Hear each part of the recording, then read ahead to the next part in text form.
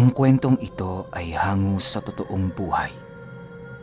Karanasan ito ni Ustad.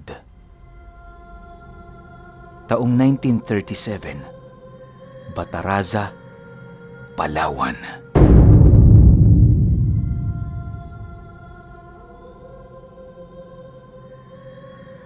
Itong mga panahong ito, nakahiligan na ni Ustad na umakyat sa bundok kapag wala siyang trabaho sa laot.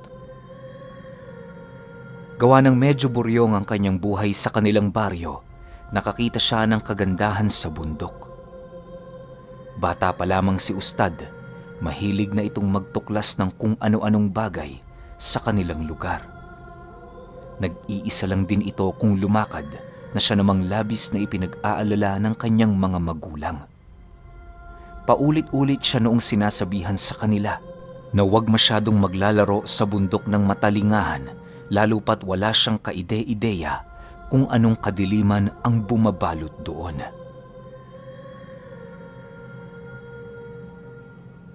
Isang araw, nagkataong walang palaot silang mag-ama. Habang hindi pa noon lumalalim ang umaga, nagpaalam si Ustad na tutungo siya sa bundok ng Mantalingahan. Pagkarinig dito ng kanyang ama, agad naman siya nitong hinawakan habang nagsasabi ng, "Tumigil ka nga muna rito, Ustad. Sino bang pinupuntahan mo dyan sa Mantalingahan? Huwag mong sabihin na bihag ka na sa mga tribong naninirahan dyan. Makinig ka, Ustad. Mapanganib ang Matalingahan. Mabuti sana kung tribo ng mga taot batong yung makakasagupa. Paano na lang kung taot daram ang yung makita?"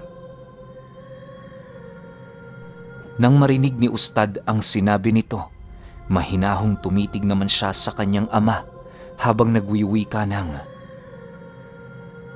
"Huwag kayong mag-alala, tay. Hindi naman ako pumapasok sa mga nagsisilakihang kuweba sa bundok eh. Ang ginagawa ko doon, magpalipas lamang ng araw. Mapayapa sa bundok at sa pamamagitan ng presko nitong hangin, nabibigyan ako nito ng magandang kaisipan. Sige tay, mauna na ako ha.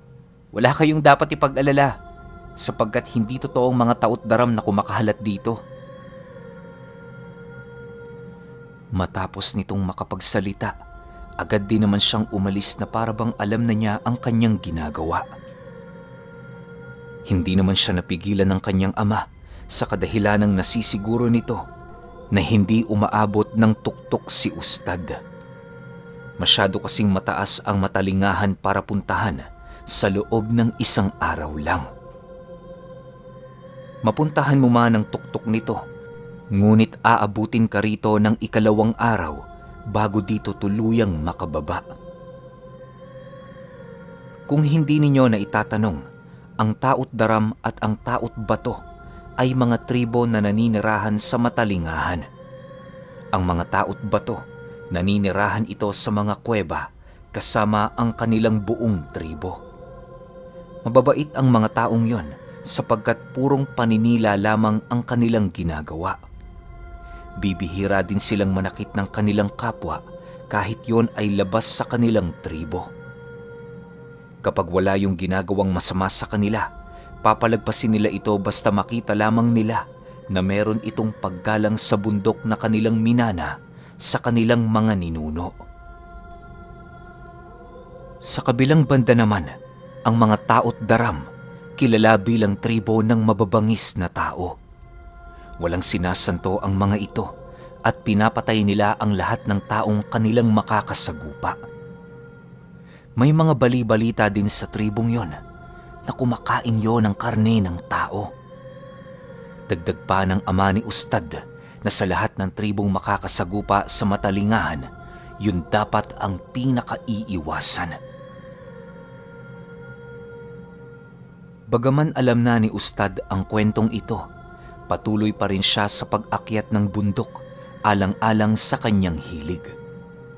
Hindi naman siya nababahala doon kahit papaano, gawa ng alam niya ang limitasyon ng bundok na maaari niya lamang puntahan. Sa madaling sabi, hindi nagtatangka si Ustad na puntahan ng lugar na hindi pamilyar sa kanya. Sa pagpapatuloy ng kanyang paglalakad, Nadapo na nga siya sa unang tribo ng mga katutubo na naninirahan sa lugar. Kilalang kilala na siya nito. Gawa ng siya palagi ang nakikita ng mga itong dumaraan sa lugar na yon. Nang makalagpas na doon si Ustad, agad naman niyang tinahak ang daan patungo sa parte ng bundok na madalas niyang pagtambayan. Halos inabot din siya doon ng 5 oras sa pag-akyat, kaya na may kapag umuuwi siya, gabing-gabi na.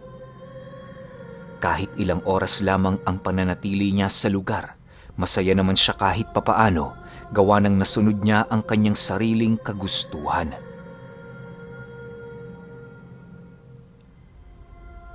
Nang marating na niya ang paanan ng bundok, agad naman niyang tinahak ang daan paakyat. Kampanteng-kampante doon si Ustad, gawa ng ilang beses na niyang dinaanan ang lugar na yon. Halos wala siya doong iniisip na iba, kundi marating ang lugar na pinagtatambayan niya. Ilang oras pa ang lumipas, narating na nga niya ang parte ng bundok kung saan naroon ang mumunting kubong pilit niyang itinatayo. Hindi yun alam ng kanyang mga magulang sa kadahilanang ni minsan hindi niya ipinagsabi ang totoong ginagawa niya sa lugar.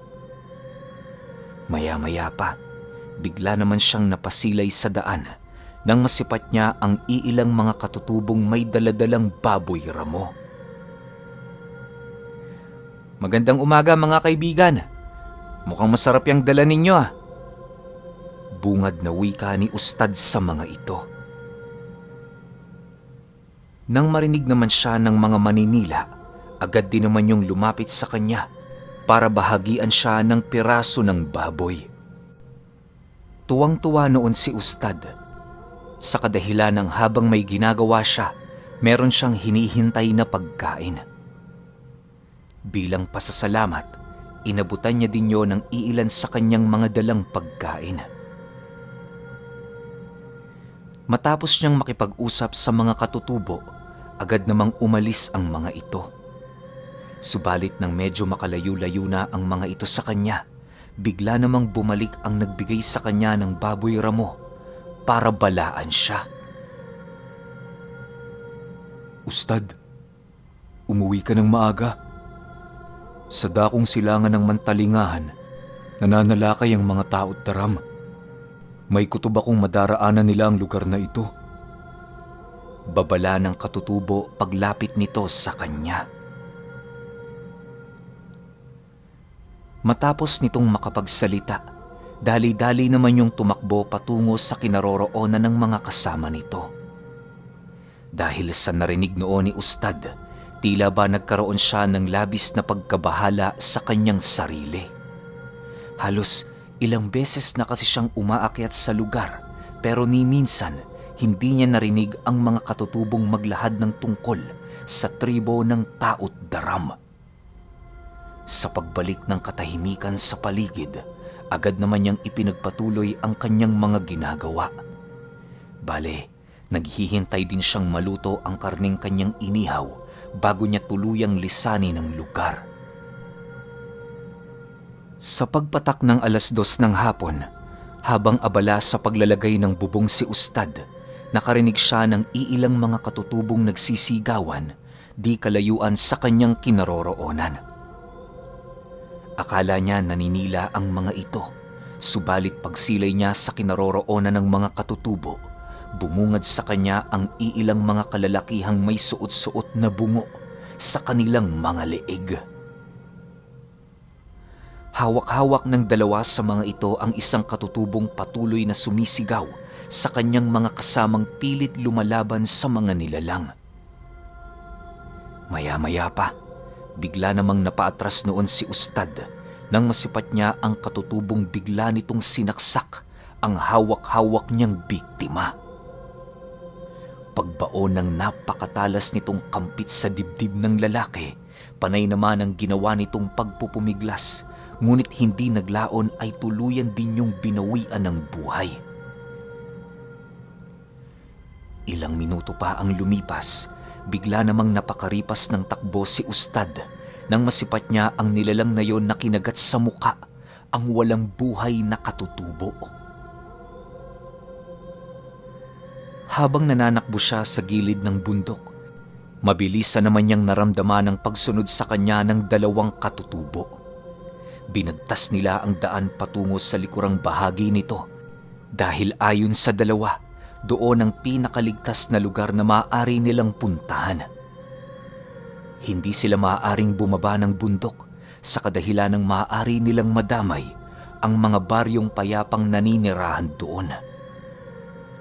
Dahil sa sinabi nito, wala namang nagawa si Ustad kundi ang sumunod. Halos 2 oras din sila noong nanakbo hanggang sa dumating ang puntong makasilay sila ng isang malawak na yungib. Pagpasok nila doon, agad naman silang nagtago ng walang imik. Si Ustad noon, kasama ang isang katutubo na halos manginig na din sa takot ang buo nitong katawan. Sa pagtalikod ng araw sa kalupaan, patuloy pa rin silang nagmamatsyag sa buong paligid. Medyo kampante na sila noong mga oras na yon sa kadahilan ng ayon sa kanyang kasamang katutubo, bulag ang mga tao't daram tuwing sumasapit ang dilim. Ngunit sa pagkabulag ng paningin ng mga ito, nagkakaroon nyo ng napakatalas na pandinig na maging huni ng kaliit-liitang insekto na gagawa nitong mapakinggan. Ang kinakailangan nilang gawin, maging mahinahon sa bawat paghinga at sa bawat paggalaw. Isang pagkakamali lang, maaaring maging kabayaran nito ang kanilang mga buhay. Sa pagpapatuloy ng kanilang pagmamatsyag, inumpisahan na nila ang marahan nilang paggalaw patungo sa kaila-ilaliman ng yungib. Ayon sa kanyang mga kasama, doon sila magpapalipas ng magdamag upang hindi sila mahagilap ng mga tao't daram. Sa pagbagtas nila ng daan, labis-labis ang takot noon ni Ustad, gawa ng wala silang makita sa buong paligid. Ngunit ilang minuto pa ang lumipas, bigla naman silang pinatigil ng isa nilang kasama na para bang meron itong naisip na gawin.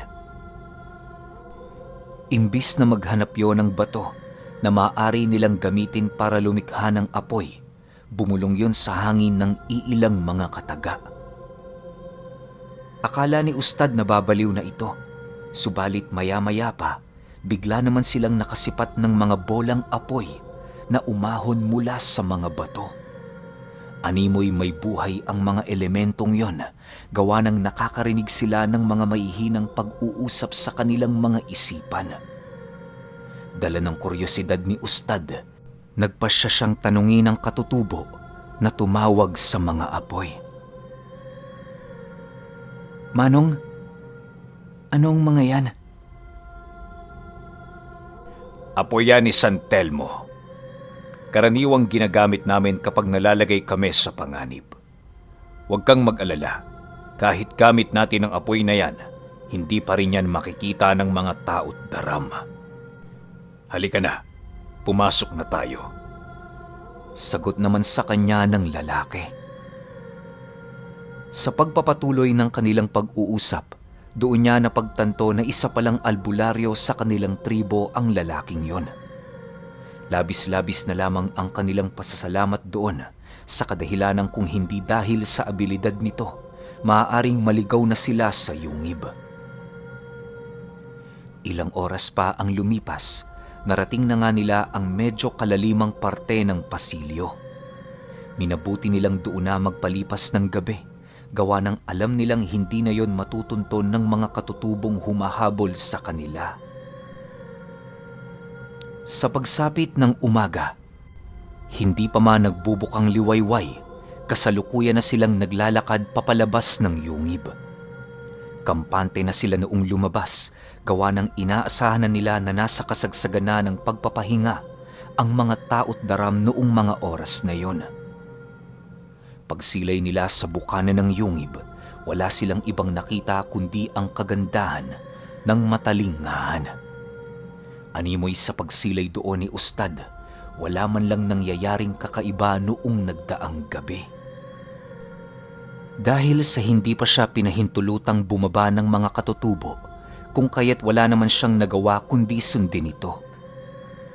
Sa pagdating nila sa isang kuwebang pinaninirahan ng mga katutubong yon, agad naman nilang binigyan si Ustad ng bagong kasuotan. Isang ritual na naglalahad ng kanyang pakikipag-isa sa tribo. Halos namuhay doon si Ustad ng ilang linggo hanggang sa dumating ang puntong natunto ng kanilang lugar ng mga taot daram. Hapon pa lamang noong araw na yon, nagkagulo na ang tribong kanyang kinabibilangan. Ang iilan kasi nila noong bantay, kinain ng mga nilalang na yon. Aminado ang mga katutubong hindi nila kakayanin ang mga taot daram kung idadaan nila ang labanan sa pisikal na kumbate. Mas higit kasi na mas malakas ang mga ito, gawa ng nangongolekta yon ng mga esensya ng mga nilalang na kanilang napapaslang. Ginagamit ng mga taot daram ang esensya upang mas lalong palakasin ang kanilang mga sarili. Isa din yon sa ritual ng kanilang paghahanda sa anumang digmaang maaari nilang makaharap laban sa bawat tribong naninirahan sa bundok. Sa pagtalikod ng araw sa kalupaan, doon na nga nakita ni Ustad ang kabuuan ng mga taot daram. Nakasuot ang mga ito ng mga balat ng taong kanilang napaslang at napakarami nitong mga butong nakatarak sa kanilang mga katawan. Ayon sa iilang mga katutubo, ginagawa yon ng mga taot daram upang maipakita sa kanilang mga miyembro kung ilan na ang kanilang napaslang. Kung sino man doon ang may pinakamaraming buto sa katawan, yon ang kanilang pinuno. Bago pa man mag-umpisa ang digmaan, itinuro ng pinuno ng mga taot daram ang pangulo ng mga katutubo. Naglahad ito ng isang duelo na siya namang buong tapang na tinanggap ng kanilang pinuno. Nagbigay din niya ng iilang kondisyon ukol sa mga bagay na maaari niyang gamitin sa duelo. Ayon sa pinuno nila Ustad, para makalaban niya ng patas ang pinuno ng taot daram, kinakailangan niyang humingi ng tulong sa mga asong kanyang inaalagaan. Kumbaga, pinuno at mga alaga nito kontra sa nag-iisang pinuno ng taot daram. Dahil sa kasunduang yon, kung kaya't hindi namang sumang-ayon ang pinuno ng kanilang kalaban.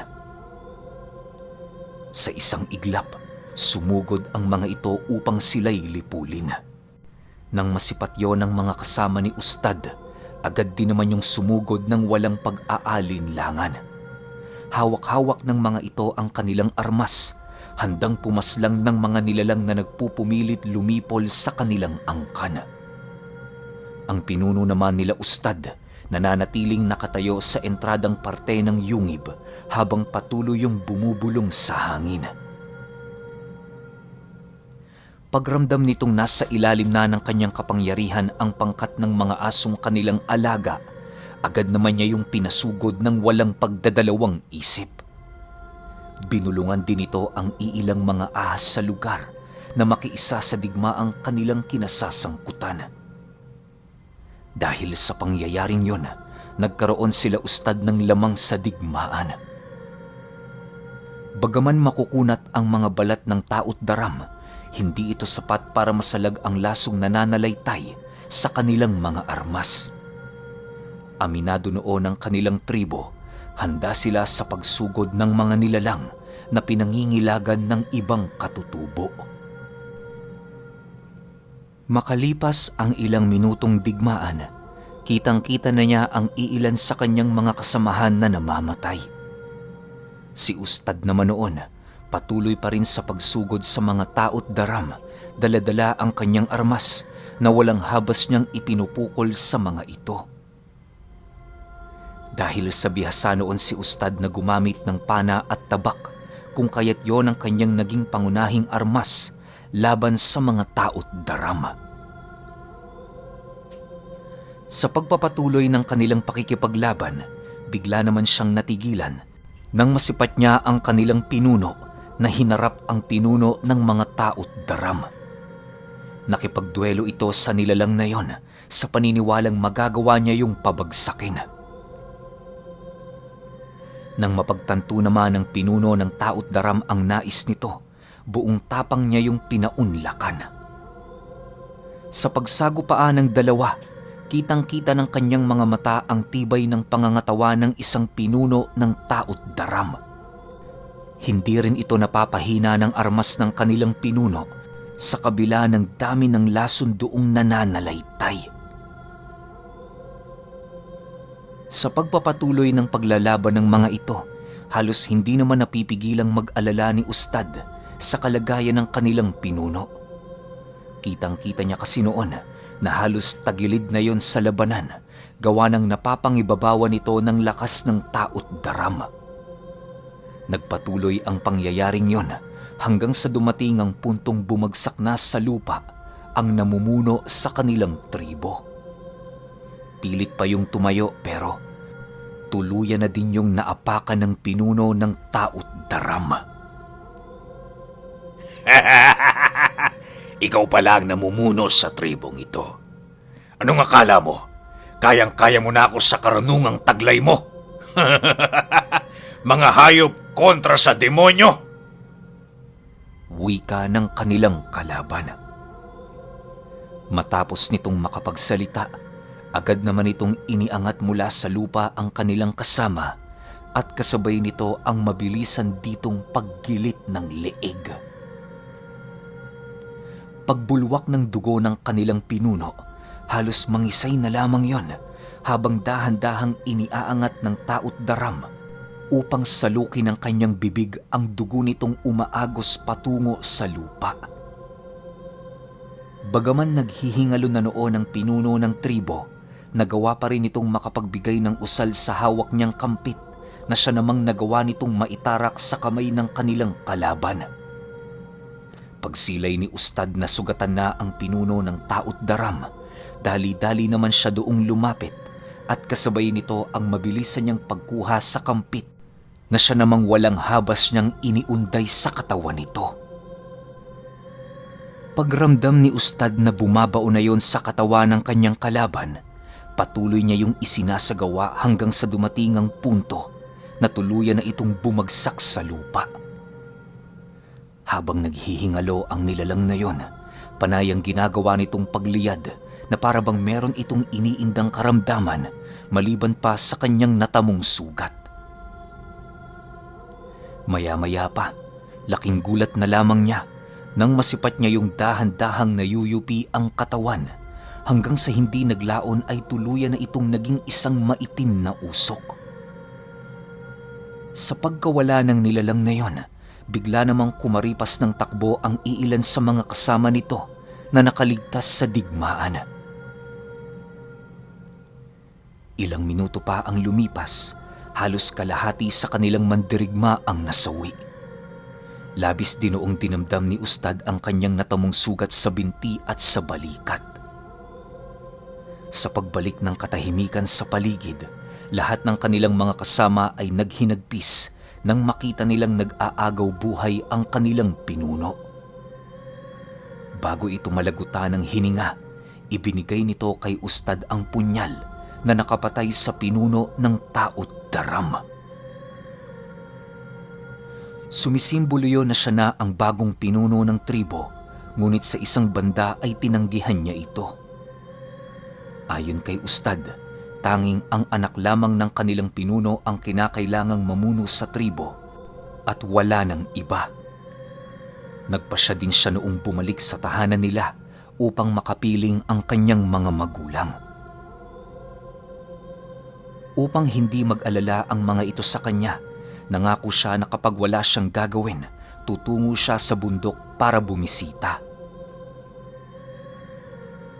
Makalipas ang araw na yon, bumalik na si Ustad sa piling ng kanyang mga magulang. Alam niyang buhay pa rin ang tribo ng tao't daram, kung kaya't maging sa pagtulog, hawak-hawak niya ang punyal na ibinigay sa kanya. Ayon kay Ustad, napakaraming benepisyo sa kanya ng punyal na yon. Maliban sa napakaswerte nito sa kanilang hanap buhay sa laot, nabibigyan din ito ng kapayapaan ang kanyang isipan sa tuwing siya ay naguguluhan. Dagdag pa ni Ustad na maging ang mga diablong naninirahan sa ulap, labis ding pinangingilagan ang punyal na kanyang tinatangan. Magmula noong bumaba siya sa bundok ng Mantalingahan, kailan may hindi na siya pinayagan ng kanyang mga magulang na bumalik doon. Nagbago lamang ito nang mapag-alaman nilang miyembro si Ustad ng isa sa mga katutubo na naninirahan doon. Halos ilang beses na kasi siyang binisita ng mga ito sa kanilang lugar magmula noong naging madalang na ang kanyang pagbalik sa bundok. Hindi naglaon, sumama na din doon sa kanya ang kanyang mga magulang na siya namang labis niyang ikinatuwa. Sa paglipas pa ng panahon, mas lalong nakilala nila Ustad ang kagandahan ng bundok. Namuhay din sila sa biyayang naibibigay nito, kagaya ng mga hayop na kanilang binibenta sa mga taong naninirahan sa baryo. Ayon sa iilan, tanging ang pamilya lamang nila Ustad ang may kakayahang magpabalik-balik sa bundok ng Mantalingahan. Sa paglipas pa ng panahon, tuluyan na ngang nagkaroon ng asawa si Ustad sa tribong yon. Iniwan niya ang kanyang pamilya sa baryo para ipagpatuloy ang kanyang buhay sa bundok. Mahirap mang desisyon yon para sa kanyang ama. Alam nitong wala silang magagawa kundi paunlakan ang nais ng kanilang pinakamamahal na anak. Pero alam niyo ba, na magmula noong nawala si Ustad sa kanila, may panahon pa rin yung makipagkita sa kanyang mga magulang. Sa puntong yon, doon niya inilahad ang kanyang istorya noong minsan nilang makaharap ang tribo na kumakain ng karne ng tao.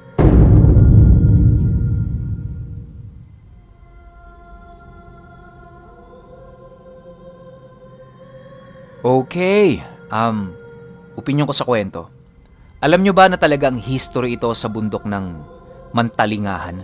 Medyo nahirapan pa nga akong basahin yan kaya may mga part dito sa kwento na nag-i-struggle ako. Minsan Matalingahan, Mantalidyangan, pero yun talaga yung tama, Mantalingahan. Try nyo i-search kahit sa Google, kahit sa YouTube. Lalabas talaga na may ganitong uri ng nilalang na namamahay rito. Sa panahon ngayon, hindi natin masabi kung ubus na ba sila o nagtatago lang. Pero napakaganda ng kwento na to. Lalo na yung sa isang tribo na kinaaniban ni Ustad. Isipin ninyo, bumulong sa hangin, may dumating na San Telmo. Kung gaano kaangas yung tagpo na yon. Yung kailangan nila ng apoy, tapos ang apoy na dumating San Telmo, grabe ang lupit nun. Kaya napakaganda ng kwento na to. Kakaiba sa lahat, parang wala ngang involved na aswang di ba? Ano lang, yung parang cannibal siguro kung tawagin. Yung tao na kumakain din ng tao. Pero kayo, kung may opinion kayo sa kwentong ito, i-comment nyo lang sa baba. Yun lang. Hanggang sa susunod na kwento. Salamat.